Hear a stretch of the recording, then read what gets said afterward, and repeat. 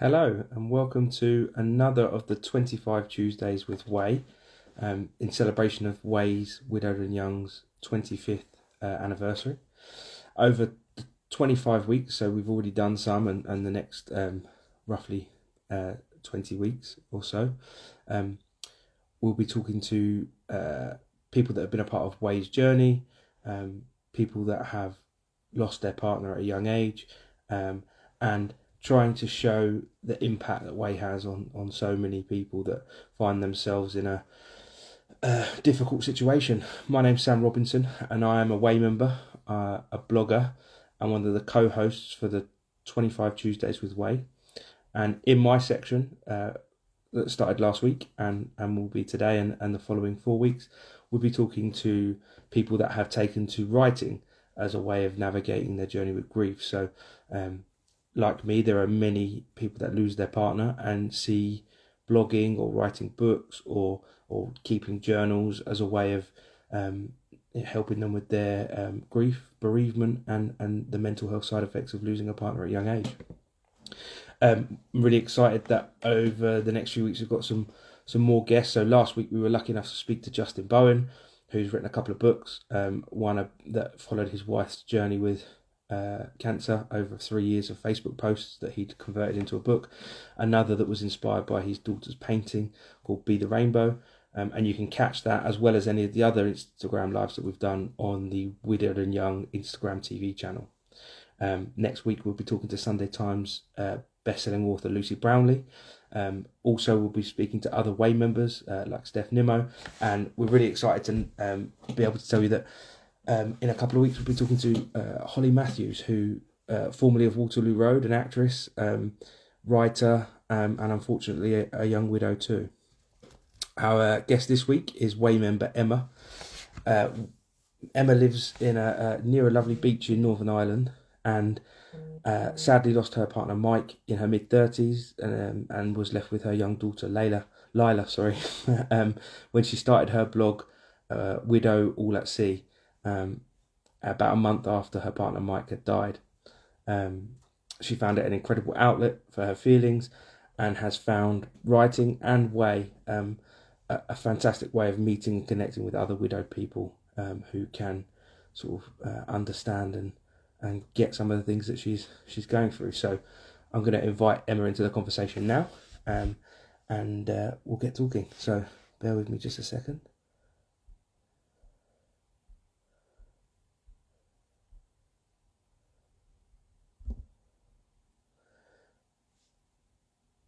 Here we go.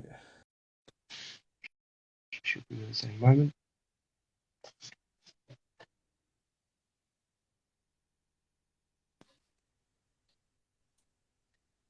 Hey, hello Emma. Hi. How are you? I'm okay, thank you. I'm slightly concerned at the amazing names that you just introduced for the forthcoming week. I'm afraid I Well, am neither a published author or an actor, but you know. well, I mean, don't do yourself a disservice. I've read some of your blogs, and actually was reading one today that was uh, brilliantly titled "The Resilience Paradox." That was one of your latest blogs, and I found it something that resonates well with me, but also really well written. In fact, I found myself thinking, actually, I'd like to improve the style of my blogging and my writing, because actually the way you write is really lovely. So yeah, don't do yourself a disservice. And do you know what? Like, it doesn't matter. I think that's a really good point for us to raise early, right? Which is that it doesn't matter whether you're a published author or you're not. Writing can be a really good way to express yourself. We come, people that are widowed and young have come from different backgrounds, different stories. That there is nothing that makes any one above the other, and we all have this journey, and it's unique to each of us. So I'm really looking forward to talking to you about yours. So shall we start from the beginning? Would you tell us a little bit about you and Mike, and a bit about your life together? Yeah, I'd love to. So Mike, Mike and I met in 2013. We got together in 2013, and we lived in London at the time. And we had a proper kind of whirlwind romance, and I think anybody watching this who knew us together would say that we were kind of, real soulmates. And yeah, we had this sort of the perfect relationship, really. And we got married in 2015.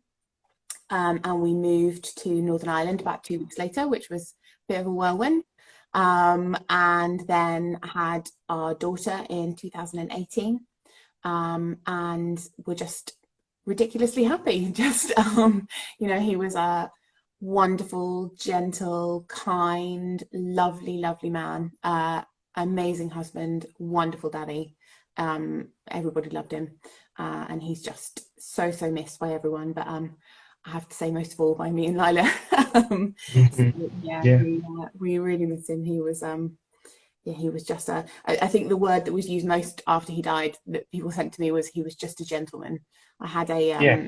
a card from, he used to work at the University of Roehampton, and I had a card from the caretaker there, or the groundskeeper, I think he was, who said that, a lot of the staff there didn't really kind of take the time to get to know him, but he said that Mike always stopped and talked to him and got to know him and knew his story, and and that he was just a proper gentleman, and that was just Mike all over. He was just the best.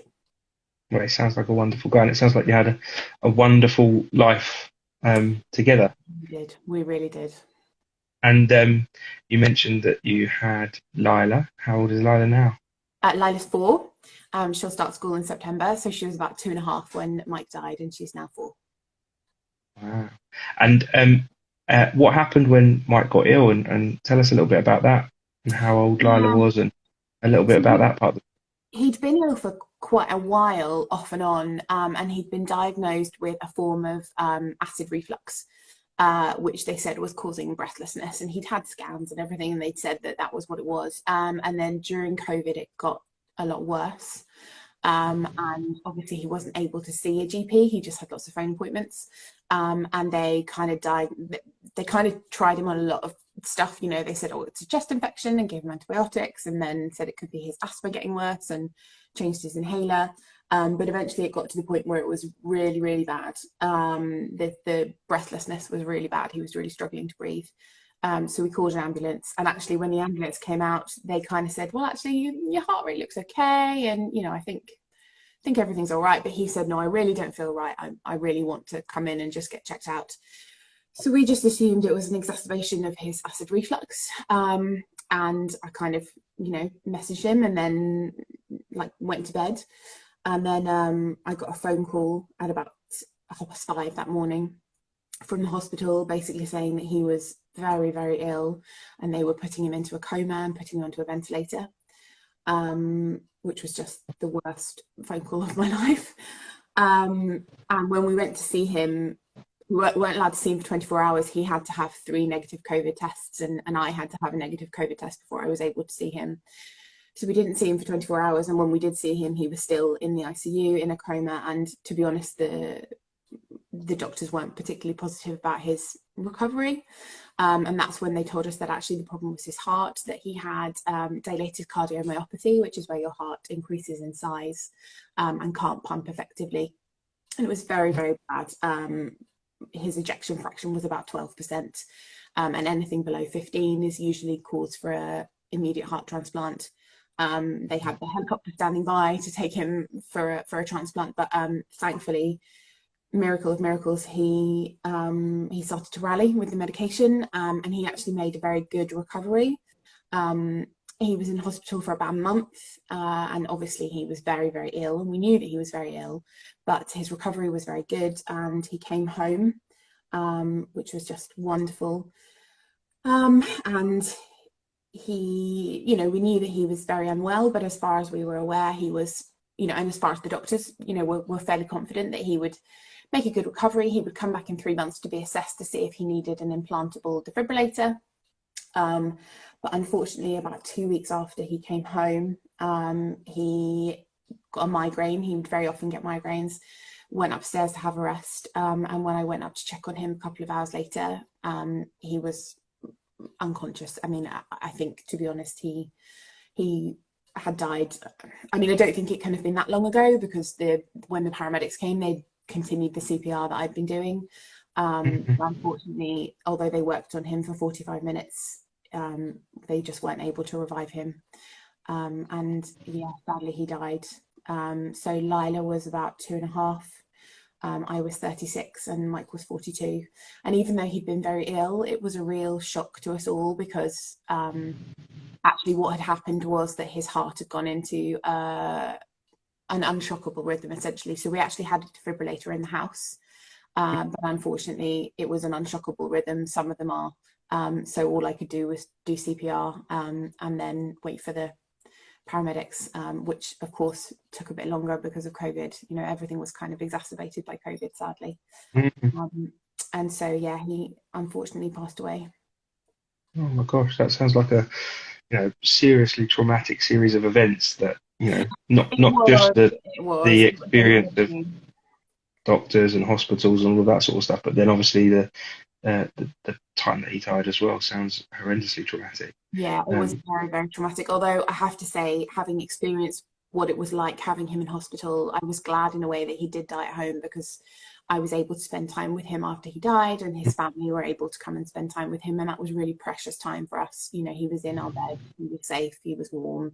He wouldn't have known anything about it when he died. So, as strange as it sounds, I kind of count that as a small mercy in a way. And I'm very glad that he woke up from the ICU because it gave us precious, precious time where we told each other everything that we could ever possibly want to say each other because we'd come so close to losing each other, and we're able to have that time to you know it meant that when he did die I had no regrets about anything that I'd left unsaid because I'd said it all. And that as I now know, having spent some time in the widowed community, that makes me incredibly, incredibly fortunate, and I'm very grateful that that happened. yeah. I suppose that's something that Way gives us, isn't it? Is an ability to have some gratitude for some of the things that we were blessed to experience. Seems odd that in such difficult, challenging times you can find things that you can be grateful for. But well done you for showing that gratitude and for feeling that way, because it can't be easy to not just let it really Rage hold you against the down. world. Yeah, Yeah. absolutely, absolutely. And so, talk to me about when you started your blog. Then, so Widow All at Sea, Mhm. um, title of your blog. It's a website that people can find. And how has that helped you? So I've always written. I've written since I was a little girl, and actually, it was my mum who, in kind of the immediate aftermath of Mike's death, I would be saying the same things over and over as we all do, because grief is so incomprehensible and you can't get it straight in your head, and so you keep telling the story. And actually, my mum said, "You need to write this down," and I kind of realised that that was it's my career. I'm a writer, and it's also just always been the way that I work things out in my head. I've kept a diary my whole life. And I think also in those, not in the very early days, but once I was through that immediate period of absolute desolate hopelessness that all the widows watching this will recall, I felt very I felt a sense of responsibility, I think, for other young widows, to be very honest about what it's like. And I suppose even more so for people who were going to be widowed. There's a lot of people out there who sadly don't know that this is going to happen to them, but it is. And I really felt I had been very fortunate in the way that my friends and family had dealt with it and had been there for me. And I almost wanted to create a kind of resource, I guess, for people grieving and for people who were supporting grievers. Um, Yeah. and yeah, I just found it both a kind of productive thing in terms of sharing that advice, what little I can give, but also just a really great way of working out my feelings. And when I was in the real depths of despair, I would be able to write a blog and feel better by the time I'd finished it. Mhm. Not totally Yeah. better, but able to function again. But getting stuff out of your brain and Exactly. into the world somewhere is it's well documented that it helps. That's why journaling is a big thing and ever growing, right? Is a very recommended activity for people who struggle Yeah. with their mental health. Um, and one of the things that I noticed when I was reading through your blog was that we have a relatively similar one of our goals of writing was similar, which was, and you've mentioned it there, a resource for other people that find themselves in this situation. And I remember us talking yesterday when we were having our little pre-chat about tonight's Instagram live, and me explaining to you that I struck up a friendship with a chap early on, and because he was about 4 months ahead of me at a time when my world was completely dark, and conversations with my loved ones, although they meant well and said what they thought were the right things, didn't offer me any comfort whatsoever. This friendship that I struck up with my friend, his good friend of mine now, Ben, offered me a flicker of light at the end of a very, very dark and very, very overwhelming long tunnel. And so, whilst writing was a fantastic way for me to express, and I'm nowhere near as seasoned as you are, being that it's your career, but it was a fantastic way for me to express the way that I was feeling, to be more vulnerable, and whilst I don't always like to talk about stereotypes, the statistics don't lie, and men are a bit rubbish at being vulnerable and talking about the way that they feel, and I found that really helped me. It also was something that I saw as a way of paying forward that kindness that Ben had showed to me, and maybe by writing about these experiences and showing that, whether it be, 1 month, 4 months, 10 months, a year, 10 years, that you can begin to, climb your way out of the grief pool and start to rebuild your life. If that offers a little bit of a flicker of hope to somebody else, then it's worth the however long it took me to write, on top of the way that it helps me to feel better. So I think we both share that goal, which is lovely. So something that stuck out in one of the blogs that I read was a comment that you mentioned, something along the lines of, and I've got it written here, so I'll just double check it, but in order to honour Mike's life, his death has to be the making of me. So what did you mean by that? What was that about?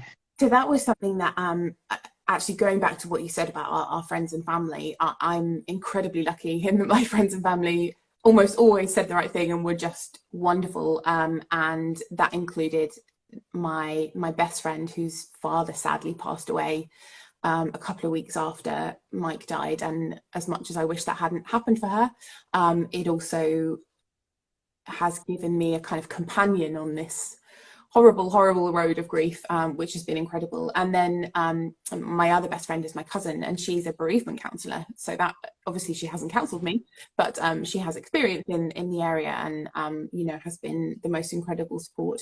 And that's actually something that she said to me, and it really resonated with me because it was so true to who Mike was and what our relationship was. He always wanted me to be the best version of myself that I could be, and I was incredibly lucky that he was a wonderful, supportive, caring husband, and similarly an amazing father. I mean, just beyond wonderful. When our daughter was born, I had very bad postnatal depression, and Mike had 3 months off work, and he cared for our daughter and cared for me, and was just amazing. And so he had carried a lot of the burden, I guess, for parenting. I mean, you have a daughter yourself, that those early days are tough. The early years are tough, and he had carried a lot of that. So actually, when he died, it was incredibly overwhelming, because suddenly I needed to be a solo parent, and I needed to be the sole breadwinner, and I needed to be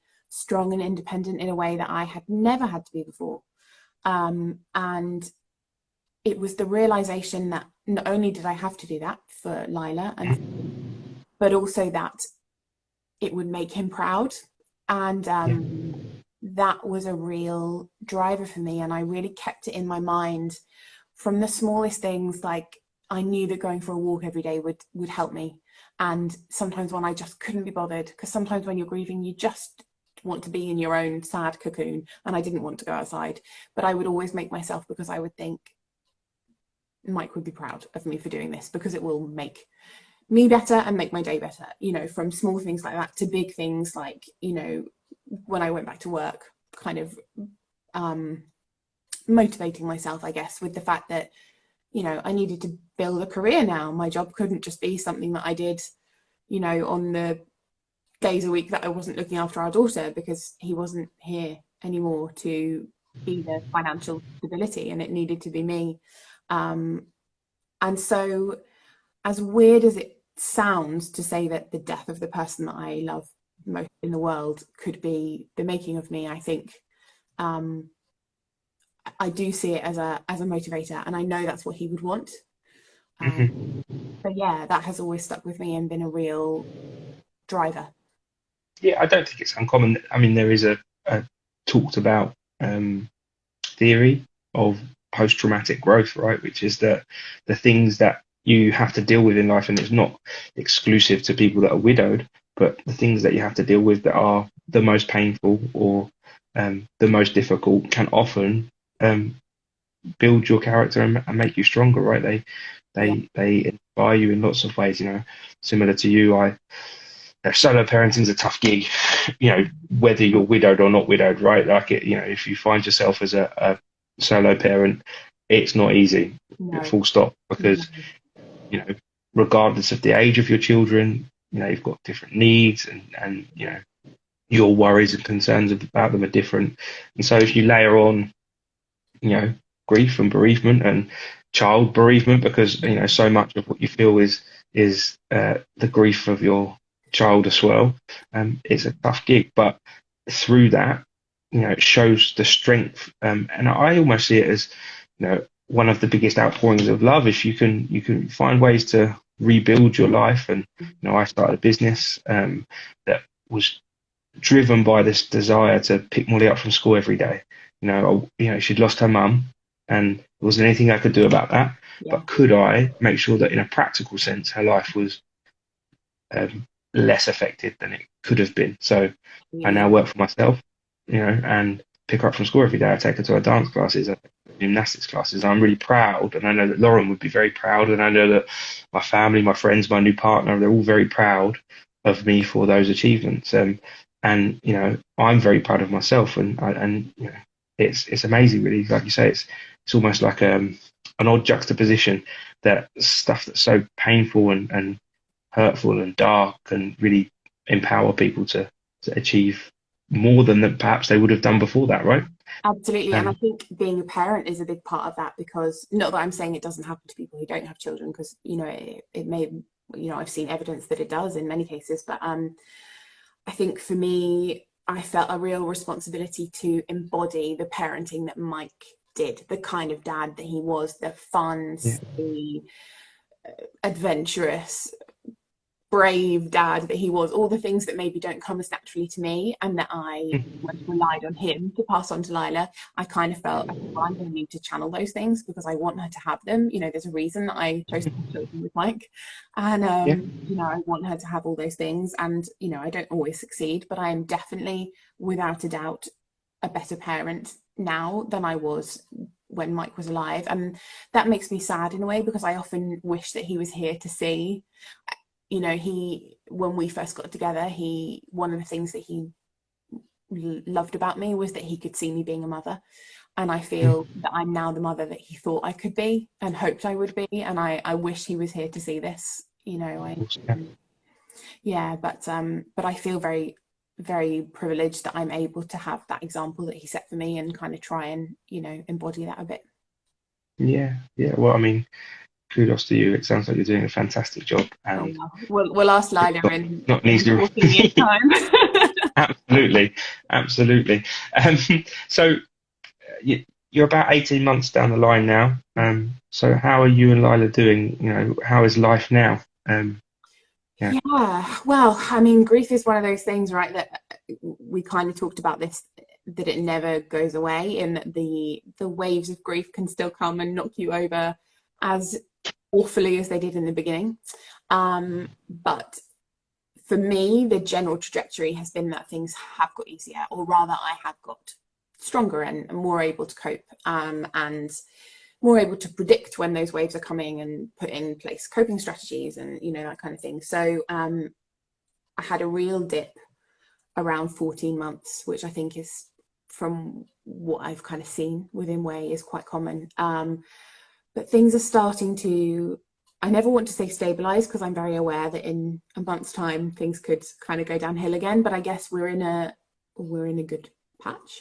On a day-to-day level, I'm coping, and I'm also at the stage now that people talk about at the beginning where memories of Mike are no longer mostly painful, but instead are mostly lovely. And that doesn't mean that I think for me, that's the main thing about being bereaved. You learn in a way that you can't imagine before this happens to you, or even at the beginning of your bereavement, how you can experience joy and pain at exactly the same time and how they live this close to. Yeah, those dualities. Absolutely. Absolutely. Yeah, Yeah. absolutely. And I think for me, I'm kind of getting to a place where those two things truly coexist and they don't cancel each other out, and they don't, one of them doesn't make the other one go away. They live alongside each other, and I'm okay with that. At the Yeah. beginning, I would say to my close friends and my family, I can't get over the fact that my life is never going to be as good again. And Hmm. now I feel I've reached a point where I am more accepting of the fact that my life is going to be good in a different way. Hmm. Yeah. Yeah. And that actually that there is still joy in the world for me. And part of that joy is in remembering Mike and in honoring him and in, talking about him and remembering things that we did together and looking at photos of him. And, those are all nice things for me to do now in a way Absolutely. that they I think when we spoke yesterday, we both agreed that actually as well, there's although there are lots of similarities in the journeys of young widows, one of the things that isn't necessarily similar is the time at which you feel these things. Um, you know, uh, just because we've reached this place, it doesn't mean that others will as soon as we did, or yeah, some might get there quicker. yeah, But I think what's really nice is we're by having these conversations and talking about normalizing those dips. I mentioned to you yesterday that um, when Lauren had first passed away, I saw my role on this earth as raising my daughter, and then you know not being here anymore. yeah, I was crass and I said throwing myself off a bridge, which that's kind of how I felt, right? And we have to normalize the fact that feeling is what you feel, and that feeling comes and goes, and the rate at which you feel it becomes fewer and further between, and the strength at which you feel it can go up and down and whatnot. And I never imagined at that point that I would be where I am now. I've a wonderful new partner, Jess. She's fantastic. I am achieving in all aspects of my life in terms of my business and my career, and I feel like I'm able to say hand on heart that I'm doing the best I can for Molly, and yeah. she's thriving and she's excelling, and I would never have dreamed of that I within the first few months. know. No, I mean, um in those early days, I couldn't have imagined a life where I ever got out of bed feeling anything other than completely desolate. And mhm, I just did not believe that that could happen to me. And,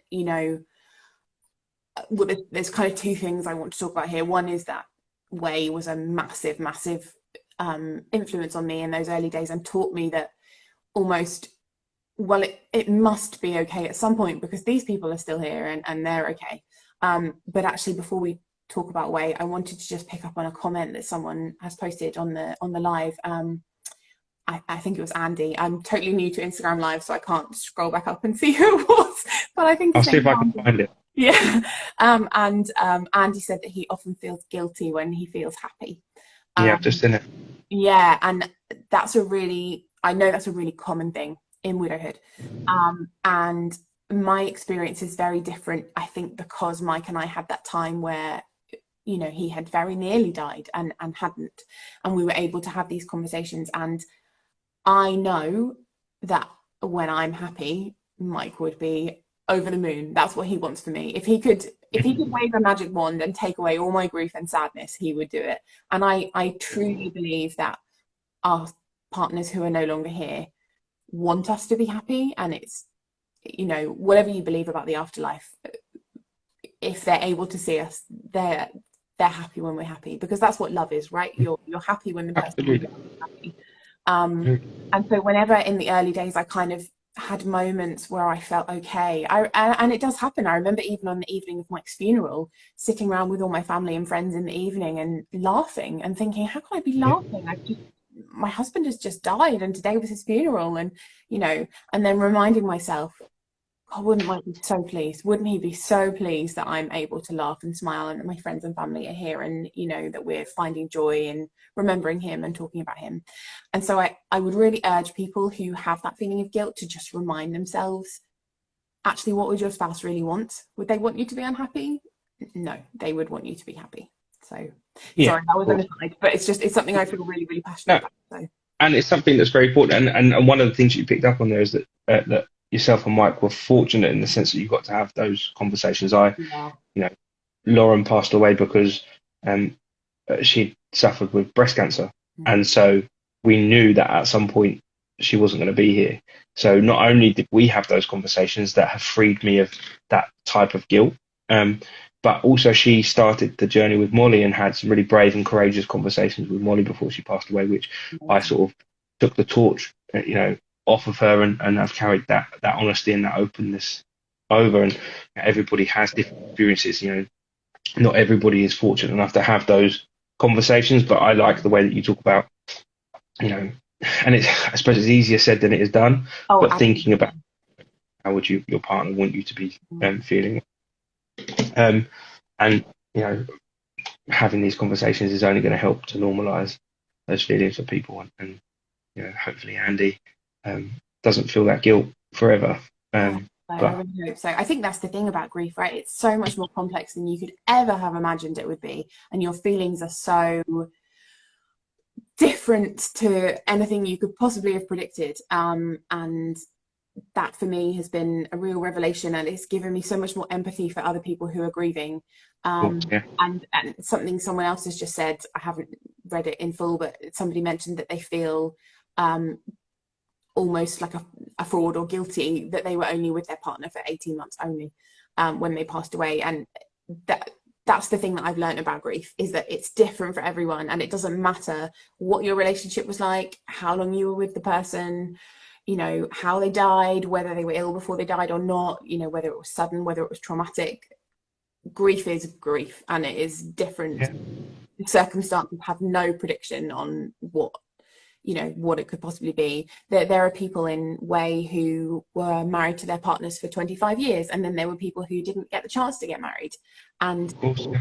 that doesn't impact the level of their grief. And I think that's really important to kind of remember that it's just so personal, and Yeah. that I how mean, long you grieve is okay. we're getting some great questions come through here, and we might not get to answer them all because we can only keep it to an hour. But Lola has just asked as well, can the conversation with your kids help you to process your feelings in a way that you didn't expect? And actually, I'll point Lola to the talk that I had with Justin last week, where one of the things that we spoke about is, and it's kind of part of how writing helps, I think, is everything that you do that faces your grief, whether Absolutely. that be talking to your children, whether that be writing, everything that you do that is you standing up to your grief and measuring it up and seeing how it really feels and processing it absolutely helps. And definitely watch back for last week's Instagram live because Justin had some really good ways of know, structuring those conversations and some really great analogies for stuff like that, which was really good. So, should we move on to Way then and talk about how Way has helped the journey? Because you touched on it before we went into that little conversation there. But I know that you've got a lot from Way in the 18 months since you lost Mike. Oh my goodness, yeah. I mean, I I don't know if I would still be here without Way, and I don't think it's hyperbolic to say that. It is just the most incredible. I mean, there's two parts to it. The organization is incredible, the support that they offer, the helpline, the events. But the other thing that's incredible is the community, the peer community of other people who have been in the same place as you are and know what it's like. And there are people there who have just been bereaved, and there are people who were bereaved 15 years ago. And having that breadth of experience means that you will find like-minded people. You will find people who grieve in the same way. And you talked earlier about Ben, who was a member of Way that you really connected with. And for me, it was a similar experience in that Rebecca, who I think all the Way members who are watching this will know Rebecca because she's very active in the community and a proper, just like a pillar of advice and support. She was widowed about 4 months before I was. And she was the person where I was able to go, I feel like this. Is this normal? You know, did you have this experience? And she was always able to say yes, or, you know, no, but I had this experience, or, you know, and it was just, it's a very othering experience, I think, losing your spouse. And having a community of people to, I don't know, to go to when you're in the absolute depths of despair and you just need to get something out and you don't necessarily want to worry your friends and family, but you really need somebody to vent to. And there's always someone in that community. It doesn't matter what time of night it is, if you post, somebody will respond. And that has just been the most amazing thing for me. And also just seeing the different ways in which people's lives have moved on. I, I don't know whether this is the case for everyone, but for me, when Mike died, I just thought, well, that's it. I can never be happy again because there's no happiness for me in a world where Mike doesn't exist. And being able to see that there were people who'd been through this experience who loved their husbands and wives just as much and partners just as much as I did mine, and they had found happiness, whether that was in a new relationship or in something completely different, like people move countries and people get new careers and people, you know, create incredible support friendship networks. And, you know, there are so many different stories in Way, and all of them for me have brought me comfort in one way or another. Yeah. It's the most incredible organization, and the reason that I wanted to do this today was just to kind of, I guess, ring the bell and kind of say to people, you know, even if you're not widowed, please remember that Way exists for Yeah. your friends and your family and for you. I don't want this to happen to anyone. It's the worst thing in the world and I wouldn't wish it on anyone, but it does happen to people. And Way is such a lifeline in those moments, and I just want everyone to know about it. Yeah, yeah, no, and I echo that advice and that sentiment because not even just to get support, but to give support gives you a new sense of purpose in a time when you feel purposeless, right? You know, and so Way helps in lots of ways. So you know, I value in the same way that you do the community, the charity. It's exactly why I have put myself forward to host these talks and to help raise the profile because again, it isn't like a big charity where people will just know about it. You don't know about Way until you need it, and quite often it isn't that widely known about, and therefore you don't even know it then. There are some people that don't find out about it until a long time into their grief journey, and that's a long time. It's a very isolated place when you first lose your partner, Yeah. and having people that you feel can understand you is vital, not just in widowhood, but in any walk of life. And so even more so in widowhood when you're battling with so many other emotions. Yeah, and so also kind of for the future events where life events are so different after your widows, things like I mean, I know that we talked about last night, we talked about you won a fantastic contract and you were over the moon for about 10 minutes until suddenly you were like, oh, I haven't my person here to tell. And having a space to do that kind of stuff, because a lot of the conversations on Way aren't necessarily about being widowed. They're things like, how do I change the oil in my car? And my kids got into their first choice of secondary school today, and I'm so happy. And, it's just a community of people who can kind of go, I get how that makes you feel, given that, and it's different to how it would have made you feel before. And I think that's so important. Yeah, absolutely. So let's start thinking about closing the Instagram because otherwise the team at Way will tell me off again because I was almost over the hour last week. Apparently, I like to talk too much. So mine, not good. So, what does the future hold, and do you plan to keep writing? What does it look like now? And again, I say that with a sense of understanding, right? Because again, we spoke yesterday, and I said about how first I struggled to look past an hour, let alone a day. Then I, gradually built myself up to being able to plan a day ahead. Mm. Gradually went from there to a week. I'm now at a stage, 20 months down the line where I'm, able to look forward a bit more, a bit further afield than that, months at a time. Mm. A future is there now, and I feel positive and optimistic about that. Whereas I couldn't even see past an hour. So, I ask you that question, knowing that actually you might say, well, I can only really think about the next few months, and that's okay. Well, do you know what? I wrote a blog about this, about how I've always been a planner, and my whole life was about the future plan. And actually, what Widow has taught me is to be a bit less like that. It's something that Mike was always very good at. Mike lost his mum at a very young age, and one of the things that he would always say is that, the worst thing had already happened to him, so everything else was just kind of a bonus. And I feel a bit like that. I feel like something Mike and I said to each other quite a lot when he was ill was, tomorrow is promised to no one. And it has really taught me to make the most of every day. And I don't do it every day, because nobody can do it every day, but I try really hard to live in the moment and appreciate where I am. So what the future holds for me, I have no idea, no idea. And but I'm kind of okay with that in a way that I wouldn't have been before. And I'm appreciating the age that my daughter is, and the job that I have, and the place that I live, and things like when I make a cup of coffee, I'll take it out onto the veranda where I can see the sea and drink it there, rather than drinking it at my desk. Again, I don't do this all the time. I'm not Pollyanna, but I try to do it as much as I can, and it's a Mike thing. So yeah, in conclusion, I have no clue what the future holds, but like you, I feel a lot more optimistic about it now than I did 6 months ago.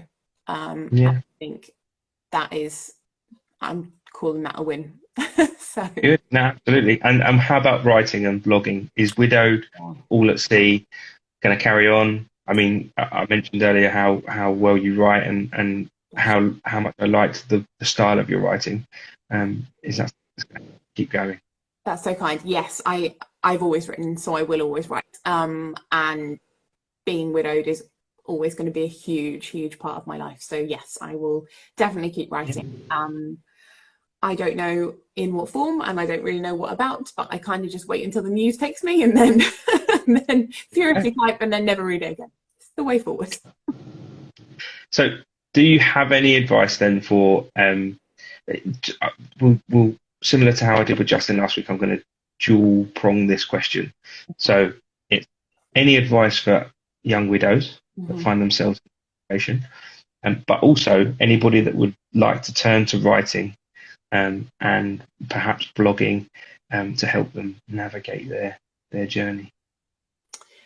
So advice for young widows, join Way would be my first one. The second one would be ask your friends and family for help. People want to help, but they don't know how. So tell them exactly what you need. When Mike was in hospital, I made a spreadsheet of all the lifts that I needed to go to hospital, and I sent it to my friends, my local friends, and said, please fill in your names. And almost every single one of them said to me, I'm so glad that you did that and that you asked for help, because I wanted to help, but I just didn't know how.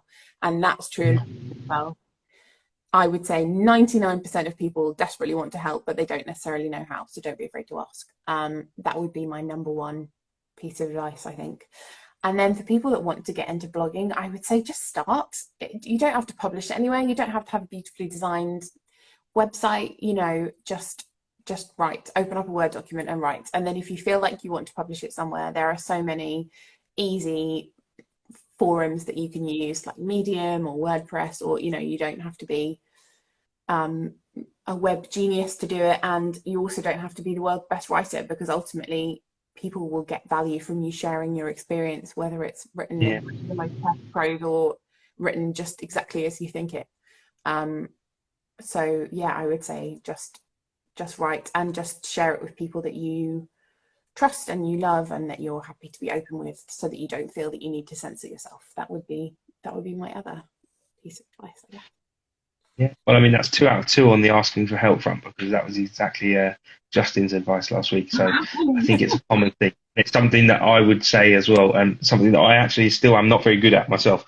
So, a lot harder than people think. They think, oh, just ask for help. Yeah, why not? Yeah, But it isn't, absolutely, mate. absolutely. And be specific, I think. Don't just say, although one thing that I did do was I set up a WhatsApp group with all of my closest friends so that if I was feeling terrible, I could send a message to that group and say, is anyone around? I need help. So I didn't have to send 12 messages and I didn't have to make anyone feel pressured because there was a whole group of people that could kind of pick me up. And I didn't use it that often, but knowing that that group was there was great. And it also meant that, you know, if it was 3 in the morning, one of my amazing mum friends who would have been up breastfeeding or, you know, would respond and be like, yes, I'm here. And it meant the next morning when the other people read that message, they were able to go, oh, it's okay. Someone was there. They looked after her. So, yeah, I'd say find your tribe, surround yourself with them and lean on them because they want to be there. They really do. Yeah, absolutely. Okay. Well, I mean, thank you so much, Emma. That was a wonderful chat. It was, I mean, it's helped me even in that, what is it, 40 minutes, 45 minutes that we've chatted. So I've taken value from it. I hope that other people that have watched or will watch will get some value from it. And I'll just remind everybody that your blog is called Widow All at Sea, and they can find it. It's a WordPress site, I believe. Um, and yeah, I'm really grateful that you took time to speak to us. So I'll let you say goodnight, and I'll close the conversation and let people know what's coming up next week. Oh, thank you. Thank you so much for having me. It's been a delight. I was so nervous, but I'm glad that I did it. That's And it. a massive thank you to all my friends who came along to this. You're all amazing, and I wouldn't be here without your support. And most of all, please remember Way. Please remember Way. Join it if you are eligible, and please remember it for the people that in your life who sadly will become eligible. So, thank you so much. No, you're welcome. So I'll just let everybody know that next week is the week that we're going to be talking to award-winning author Lucy Brownlee about her book Life After You. Um, and I'm really excited about that one. No more excited than I was about talking to you, Emma, though, because You're I very really kind. appreciate your writing style too. So Being a please great tune in listener. next Tuesday. Please tune in next Tuesday at 8 to hear from Lucy. And you can catch up with all of our Instagram lives on the Way Instagram TV channel. So I've been Sam, and if you want to find out more about my blog, that's stillmakinglemonade.co.uk, or you can follow Making Lemonade UK on Instagram or Facebook. And I know that Emma's been really pleased to be here, so thank you. Bye bye. Thanks. Bye bye.